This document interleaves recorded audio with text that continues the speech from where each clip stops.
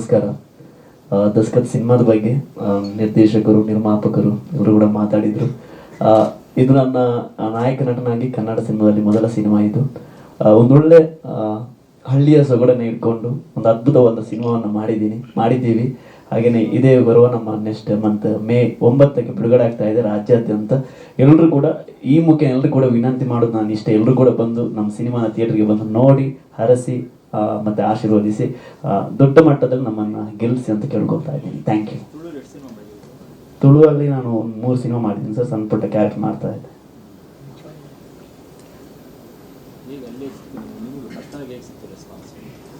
ಅಲ್ಲಿ ಸಿನಿಮಾ ನೋಡಿ ಹೊರಗೆ ಬಂದ ತಕ್ಷಣ ಜನರೆಲ್ಲರೂ ಕೂಡ ಶೇಖರ್ ಪಾತ್ರ ಮಾಡಿದವರು ಯಾರು ಅಂತ ಹುಡುಕ್ತಾ ಇದ್ರು.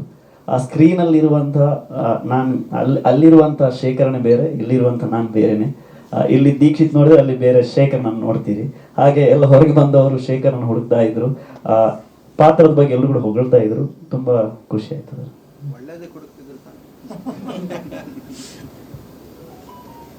ಧನ್ಯವಾದಗಳು.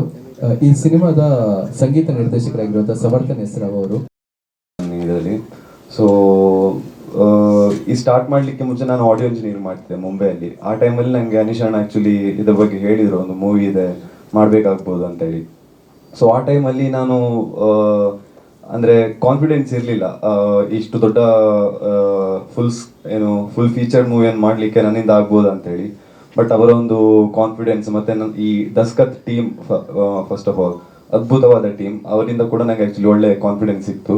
ಹಾಗೆ ಎಲ್ಲರ ಸಪೋರ್ಟಲ್ಲಿ ಇದೊಂದು ಮಾಡಲಿಕ್ಕೆ ಸಾಧ್ಯ ಆಯಿತು ಅಂತ ಹೇಳಲಿಕ್ಕೆ ಇಷ್ಟಪಡ್ತೇನೆ. So thank you so much Anish. Thank you.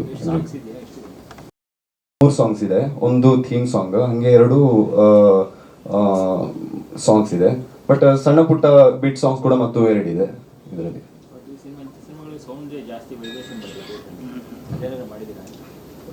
ಹೌದು ಹೌದು.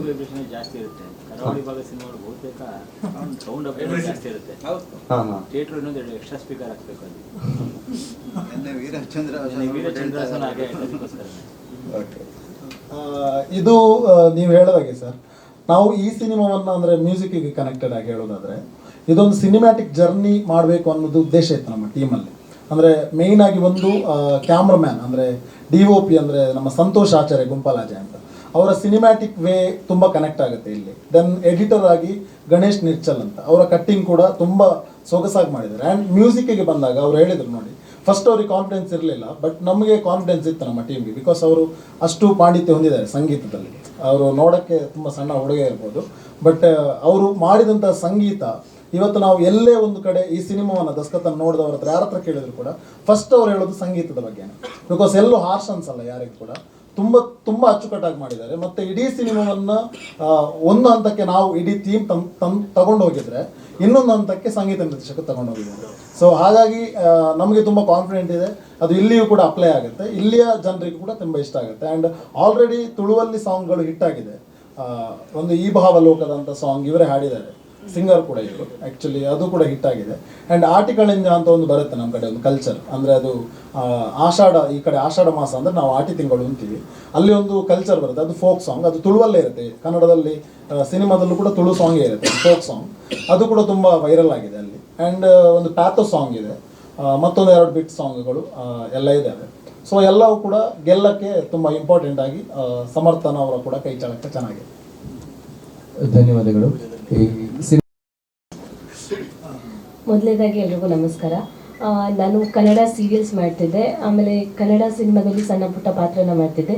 ತುಳು ಸಿನಿಮಾ ದಸ್ಕತ್ ಮಾಡಬೇಕಾದ್ರೆ ಅದು ನನ್ನ ಮೊದಲನೇ ಸಿನಿಮಾ. ಹಾಗೆ ಕನ್ನಡದಲ್ಲಿ ಕೂಡ ಒಂದು ಪ್ರಮುಖ ಪಾತ್ರದಲ್ಲಿ ಮಾಡ್ತಿರುವಂಥ ಸಿನಿಮಾ ಅಂದರೆ ಇದು ಮೊದಲನೇ ಸಿನಿಮಾನೇ. ಮೇ 9ಕ್ಕೆ ರಿಲೀಸ್ ಆಗ್ತದೆ, ಎಲ್ಲರೂ ನೋಡಿ. ಈ ಪಾತ್ರದ ಬಗ್ಗೆ ಹೇಳಬೇಕಂದ್ರೆ ನಾನು ಇಲ್ಲಿ ಒಂದು ಹಳ್ಳಿ ಹುಡುಗಿ ಪಾತ್ರನ ಮಾಡಿದ್ದೀನಿ. ಹಾಗೆ ಒಂದು ಹಳ್ಳಿಯಲ್ಲಿ ನಡೆಯುವಂಥ ಲವ್ ಸ್ಟೋರಿ ಇದರಲ್ಲಿ ಬರುತ್ತೆ. Thank you. ಧನ್ಯವಾದಗಳು.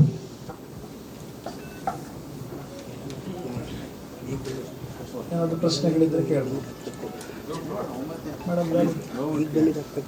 ಎಸ್, ಖಂಡಿತವಾಗ್ಲೂ ನೀವೆಲ್ಲರೂ ಅಂದರೆ ನಾನು ರಿಯಾಲಿಟಿ ಶೋ ಅಲ್ಲಿರುವಾಗೆಲ್ಲ ಮುಂದೆ ಬಂದು ಮಾತಾಡ್ತಿದ್ದೆ, ಎಲ್ಲ ಮಾಡ್ತಿದ್ದೆ. ಹೌದು, ನಾನು ಆ್ಯಕ್ಟರ್ ಆಗಿ ಕಾಮಿಡಿಯನ್, ಬಟ್ ಡೈರೆಕ್ಟರ್ ಆಗಿ ಇಂಥ ಕಂಟೆಂಟ್ ಎಲ್ಲ ನನಗೆ ತುಂಬ ಆಪ್ತತೆ ಹೊಂದಿದೆ ಮತ್ತು ತುಂಬ ಇಷ್ಟ ನನಗೆ ಇಂಥ ಕಂಟೆಂಟ್ ಮಾಡೋದು. ಸೊ ನೆಕ್ಸ್ಟ್ ಖಂಡಿತವಾಗ್ಲೂ ನೀವು ಹೇಳಿದಾಗೆ ಕಾಮಿಡಿ ಜಾನರ್ನದ್ದು ಕೂಡ ಮುಂದುವರಿಸ್ತೀನಿ. ಅವರೆಲ್ಲರ ಸಪೋರ್ಟಿಂದಲೇ ಇದು ಕೂಡ ಮಾಡಿರೋದು. ಸೊ ನಿಮ್ಮೆಲ್ಲರ ಸಹಕಾರ ಬೇಕು. ಯಾರೆಲ್ಲ ಇವತ್ತು ಬಂದಿದ್ದೀರೋ ನಿಮ್ಮೆಲ್ಲರ ದೊಡ್ಡ ಸಹಕಾರ ನಮ್ಗೆ ಬೇಕು. ಬಿಕಾಸ್ ಈ ಒಂದು ತಂಡ ಏನಿದೆ, ನಾವು ಮಾಡಿರುವಂಥ ಕೆಲಸ ಖಂಡಿತವಾಗ್ಲೂ ಆಡಿಯನ್ಸ್ಗೆ ಇಷ್ಟ ಆಗುತ್ತೆ. ಆಡಿಯನ್ಸ್ಗೆ ಇಷ್ಟ ಆಗಬೇಕು ಅಂತಂದರೆ ನೀವೆಲ್ಲರೂ ಕೂಡ ನಮ್ಮ ಜೊತೆ ಕೈ ಜೋಡಿಸಬೇಕು. ಸೊ ನೀವೆಲ್ಲರೂ ಇದ್ದರೆ ಮಾತ್ರ ನಾವು ಖಂಡಿತವಾಗ್ಲೂ ಇನ್ನೂ ದೊಡ್ಡ ಮಟ್ಟಕ್ಕೆ ರೀಚ್ ಆಗ್ಬೋದು. ನಿಮ್ಗೆಲ್ರಿಗೂ ಕೂಡ ಕೋಟಿ ಕೋಟಿ ಪ್ರಣಾಮಗಳು. ಈ ಒಂದು ದಸ್ಕತ್ ಎನ್ನುವಂತಹ ಒಂದು ಕನಸಿನ ಮನೆ ಏನಿದೆ, ಈ ಮನೆ ನಮ್ಮ ಮನೆ ಆಗಿರದೆ ನಿಮಗೂ ಕೂಡ ಒಂದು ತೆರೆದ ಬಾಗಿಲಾಗಲಿ. ಸೊ ನೀವೆಲ್ಲರೂ ಕೂಡ ನಮ್ಮ ಸಿನಿಮಾವನ್ನು ಹರಸಿ ಆಶೀರ್ವಾದಿಸಬೇಕು. ಆ್ಯಂಡ್ ಇಡೀ ಕನ್ನಡ ನಾಡಿನಾದ್ಯಂತ ದಸ್ಕತ್ ಪಸರಿಸಲಿ ಅನ್ನುವಂಥ ಒಂದು ಹಾರೈಕೆ ನಮ್ಮದು. ಹಾಗಾಗಿ ನೀವೆಲ್ಲರೂ ಕೂಡ ನಮ್ಮ ಜೊತೆ ಕೈ ಜೋಡಿಸಿ ನಮಗೆ ಸಹಕರಿಸಬೇಕು ಅಂತ ಕೇಳ್ಕೊತೀನಿ. Thank you so much all of you. And Suman sir, ನಿಮಗೂ ಕೂಡ ಕೃತಜ್ಞತೆ. ಧನ್ಯವಾದಗಳು. ಬಹುಶಃ ಏನೋ ಪ್ರಶ್ನೆಗಳಿಲ್ಲ ಅಂತ ಅಂದ್ಕೊಳ್ತೇವೆ. ಈ ಮೂಲಕ ಇದುವರೆಗೆ ವೇದಿಕೆಯಲ್ಲಿ ಉಪಸ್ಥಿತರಿದ್ದಂಥ ದಸ್ಕತ್ನ ಇಡೀ ತಂಡಕ್ಕೆ ಪ್ರೀತಿಯ ಧನ್ಯವಾದಗಳನ್ನು ಅರ್ಪಿಸ್ತೇನೆ. ಅದ್ರ ಜೊತೆಗೆ ನಮ್ಮ ಪ್ರೀತಿಯ ಕರೆಗೆ ಹೋಗೊಟ್ಟು ನೀವು ಆಗಮಿಸಿ ಈ ಒಂದು ಅದ್ಭುತವಾಗಿರುವಂತಹ ಪತ್ರಿಕಾಗೋಷ್ಠಿಗೆ ಆಗಮಿಸಿದರೆ ನಿಮಗೆ ಪ್ರೀತಿಯ ಧನ್ಯವಾದ. ಸೊ ಇನ್ನು ಮತ್ತೆ ಇಲ್ಲಿ ಗೆಲ್ಲೋದಿದೆ. ಬಂದಿತ್ತು ಸರ್.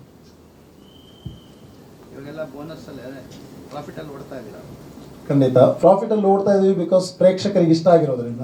ಅಂದರೆ ನಾವು ಅದೇ ಅನ್ಕೋತೀವಿ, ಯಾವುದಾದ್ರೂ ಒಂದು ಸಿನಿಮಾ ಬಂದು ಅದು ಲಾಸ್ ಆಗಿ ಹೋಗೋ ಬದಲು ಇನ್ನೊಂದು ಯಾವುದೋ ಸಿನಿಮಾ ಮಾಡೋ ಬದಲು ನಾವು ಗೆದ್ದು ಇನ್ನೊಂದು ಸಿನಿಮಾ ಮಾಡೋದಕ್ಕೆ ತುಂಬ ಪ್ರೌಡ್ ಫೀಲ್ ಇರುತ್ತೆ. ಸೊ ನಮಗೆ ಅನಿಸಿದೆ ಏನಂತಂದರೆ ನಾವು ದಸ್ಕತ್ತಿನೆಲ್ಲ ಗೆದ್ದಿದ್ದೀವಿ. ಸೊ ಇನ್ನೊಂದು ಕಡೆ ಬಿಕಾಸ್ ಈ ಸಿನಿಮಾ ಬರೀ ಅಲ್ಲಿಗೆ ಮಾತ್ರ ಸೀಮಿತ ಆಗೋದು, ಇನ್ನೊಂದು ಕಡೆ ಗೆದ್ದಾಗ ನಮಗೂ ಕೂಡ ಹುರುಪು ಬರುತ್ತೆ ಇನ್ನೊಂದು ಕೆಲಸ ಮಾಡೋದಕ್ಕೆ, ಇನ್ನೊಂದು ಸಿನಿಮಾ ಮಾಡೋದಕ್ಕೆ. ದೆನ್ ನಮ್ಮ ಮೇಲೆ ನಂಬಿಕೆ ಇಟ್ಟು ದುಡ್ಡು ಹಾಕಿರುವಂಥ ಪ್ರೊಡ್ಯೂಸರ್ಗೂ ಕೂಡ ಬೇರೆ ಲೆವೆಲ್ನ ಒಂದು ಪ್ರಶಂಸೆ ಮತ್ತು ಅವರಿಗೂ ಕೂಡ ಒಂದು ನಮ್ಮ ಮೇಲಿನ ನಂಬಿಕೆ ದೊಡ್ಡ ಮಟ್ಟಕ್ಕೆ ಅದು ಬೆಳೀತಾ ಹೋಗ್ತದೆ ಅನ್ನೋದಕ್ಕೆ. ಸೊ ಅವ್ರ ಜೊತೆ ನಾವು ಮತ್ತೆ ಮತ್ತೆ ವರ್ಕ್ ಮಾಡ್ತಾ ಇರಬೇಕು ಅನ್ನೋದು ನಮ್ಮ ಹಂಬಲ, ನಮ್ಮ ಇಡೀ ತಂಡದ್ದು. ಸೊ ಹಾಗಾಗಿ ನಾವು ಅವ್ರನ್ನ ಸೋಲಕ್ಕೆ ಬಿಡಲ್ಲ. ಅವ್ರು ನಮ್ಮನ್ನು ಸೋಲದ ಹಾಗೆ ಕೈ ಹಿಡಿದಿದ್ದಾರೆ, ನಾವು ಗೆದ್ದಿದ್ದೇವೆ. ಧನ್ಯವಾದಗಳು ಸರ್. ನಿರ್ಮಾಪಕ ಎಲ್ಲರಿಗೂ ನಮಸ್ಕಾರ. ಈಗಾಗಲೇ ಸ್ಮಿತೇಶ್ ಅವರು ನನ್ನ ಬಗ್ಗೆ ನಿಮಗೆ ಸಾಕಷ್ಟು ಮಟ್ಟಿಗೆ ಪರಿಚಯ ಮಾಡಿಕೊಟ್ಟಿದ್ದಾರೆ.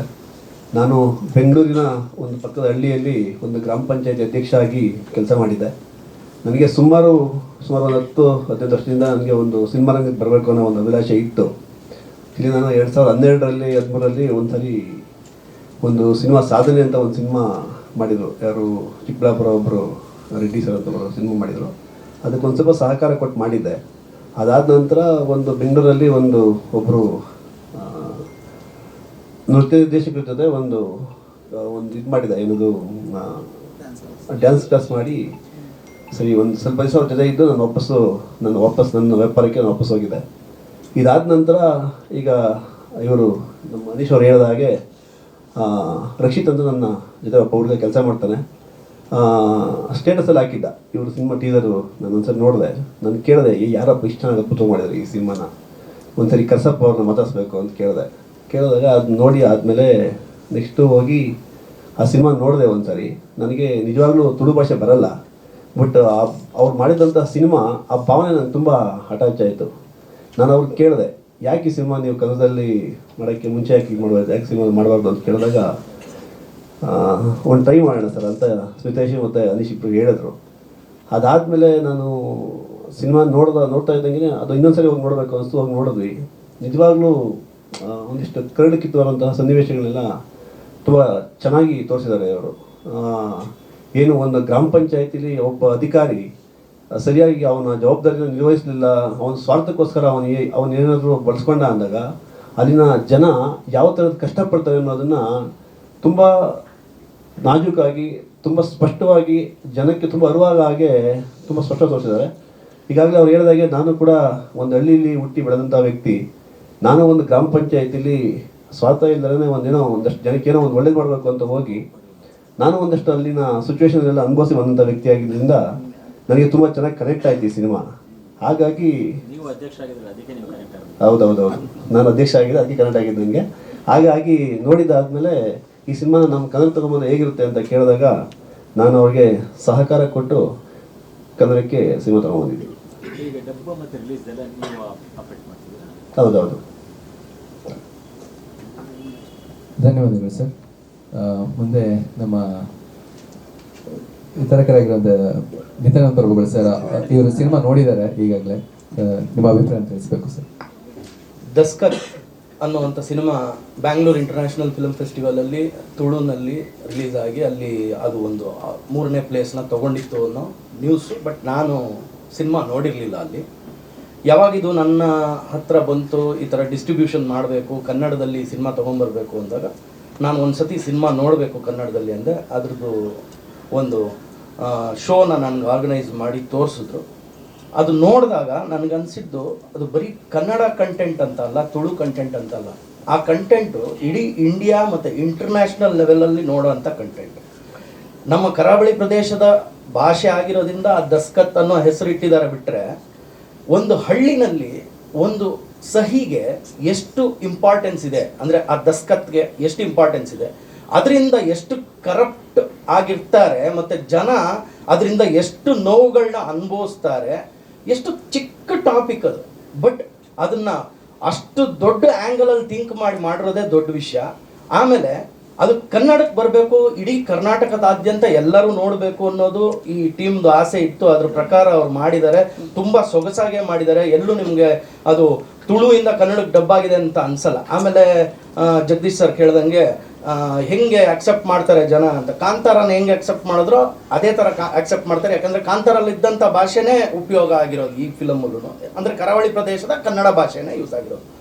ಅದಾದಮೇಲೆ ಏನು ಅನಿಸ್ತು ನನಗೆ ಅಂದರೆ ಅದರಲ್ಲಿ ನಟನೆ ಮಾಡಿರೋರು ಇದ್ದಾರಲ್ಲ ಅವರೆಲ್ಲ ಎಷ್ಟು ನೈಜವಾಗಿ ಮಾಡಿದ್ದಾರೆ ಅಂದರೆ ತುಂಬ ಚೆನ್ನಾಗಿ ಮಾಡಿದ್ದಾರೆ. ಪ್ಲಸ್ ಆ ಸಿನಿಮಾ ನೋಡಾದ್ಮೇಲೆ ನಾನು ಜಗದೀಶ್ ಸರ್, ನಮ್ಮ Kannada producer, Kannada cinema producer Jagadish ಅವರು ಸಿನಿಮಾ ಮುಗಿದ ತಕ್ಷಣ ಕೇಳಿದ್ರು ಹೇಗೆ ಅನಿಸ್ತು ಅಂತ. ನಾನು ಅವ್ರನ್ನ ಫಸ್ಟ್ ಕಂಗ್ರ್ಯಾಚುಲೇಟ್ ಮಾಡಿದೆ. ಇಂಥ ಒಂದು ಸಿನಿಮಾನ ಕನ್ನಡಕ್ಕೆ ತೊಗೊಂಬಂದ್ರಲ್ಲ ನೀವು, ಅದೇ ದೊಡ್ಡ ವಿಷಯ. ಯಾಕೆಂದರೆ ಜನಕ್ಕೆ ಅವಕಾಶಗಳು ಸಿಗುತ್ತೆ ಅಂತ. ಆಮೇಲೆ ಎಷ್ಟೋ ಜನ ತುಳು ಭಾಷೆ ಮಾತಾಡೋವಂಥವ್ರನ್ನ ಇಲ್ಲಿ ಬೆಂಗಳೂರಲ್ಲಿ ಸಿಕ್ಕಿದವ್ರನ್ನ ಕೇಳಿದಾಗ ಅವ್ರು ನೋಡಿಲ್ಲ. So they are also eager to watch ಅಂತ ಅನಿಸ್ತು. So almost all multiplexes plus single ಸ್ಕ್ರೀನ್ಸಲ್ಲೂ ತರೋವಂಥ ಪ್ರಯತ್ನ ಮಾಡ್ತೀವಿ. ಮುಂದಿನ ದಿನಗಳಲ್ಲಿ ಒಂದು ಮೀಟಿಂಗ್ ಮಾಡಿಕೊಂಡು ಎಷ್ಟು ಸ್ಕ್ರೀನ್ಸಲ್ಲಿ ತರೋಕ್ಕಾಗತ್ತೋ ಅಷ್ಟು ಸ್ಕ್ರೀನ್ಸಲ್ಲಿ ನನ್ನ ಶಕ್ತಿ ಮೀರಿ ನಾನು ಪ್ರಯತ್ನ ಪಟ್ಟು ಕೆಲಸ ಮಾಡಿ ಜನರಿಗೆ ತಲುಪಿಸೋವಂಥ ಕೆಲಸ ಮಾಡ್ತೀನಿ ಅಂತ ಹೇಳ್ತೀನಿ. ಮತ್ತು ಇನ್ನೊಂದೇನು ಅಂದರೆ ನಾನು ಯಾವಾಗಲೂ ಹೇಳೋ ಥರ ಅನ್ನದಾತ ಸುಖೀಭವ ಅಂತ, ಅವ್ರಿಗೆ ಒಳ್ಳೇದಾಗಬೇಕು. ಆ ಲಕ್ಷ್ಮೀದೇವಿ ಅವಳ ದಸ್ಕತ್ನ ಹಾಕಿ. ಹೆಚ್ಚಿನ ವಿಡಿಯೋಗಳಿಗೆ ಪ್ರತಿಧ್ವನಿ ಯೂಟ್ಯೂಬ್ ಚಾನೆಲ್ ಸಬ್ಸ್ಕ್ರೈಬ್ ಮಾಡಿ, ಬೆಲ್ ಐಕಾನ್ ಕ್ಲಿಕ್ ಮಾಡಿ.